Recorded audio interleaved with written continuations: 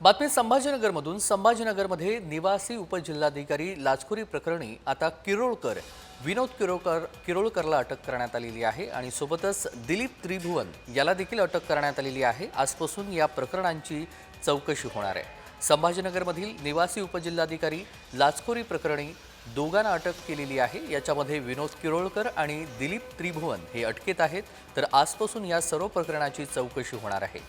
विजय चिडे आपले प्रतिनिधी संभाजीनगरहून जोडले गेलेले आहेत। विजय, विनोद किरोळकर आणि दिलीप त्रिभुवन हे दोघेही अटकेत आहेत, मात्र आजपासून या प्रकरणांची चौकशी सुरू होणार आहे। या चौकशीअंती नेमकं काय समोर येणार आहे?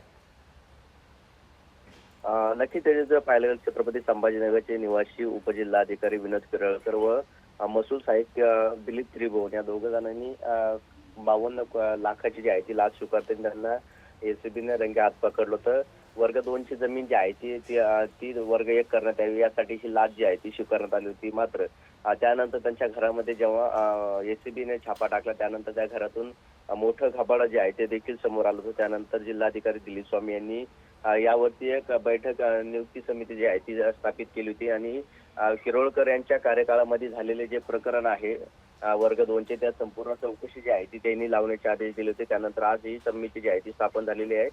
2 सदस्याची ही समिती असणार आहे। यामध्ये अपर जिल्हाधिकारी संभाजी अडकुणे यांच्या अध्यक्षतेखाली ही समिती आहे। 2 सदस्याची नियुक्ती करण्यात आली आहे। आता हे संपूर्ण प्रकरण जे आहे ते विनोद किरोळकर यांनी केलेले फायली जे आहेत त्याची तपासणी करणार आहे। यामध्ये गैरव्यवहार झाला का हे देखील तपासणार आहेत, कारण अनेक प्रकरण जे आहे ते विनोद किरोळकर यांनी केलेले। मात्र तिसगाव मध्ये वर्ग 2 ची जमीन जी आहे ती वर्ग 1 करण्यात यावी यासाठी ही मोठी रक्कम जी आहे ती लाच त्यांनी घेतली होती। अनेक देखील मोठ्या प्रकरणी जे आहे ते यामध्ये मोठे मासे जे आहे ते गळाला लागू शकतात असा अंदाज जो आहे तो प्रशासनाने वर्तवला आहे। त्यामुळे आता ही समिती स्थापन करण्यात आलेली आहे।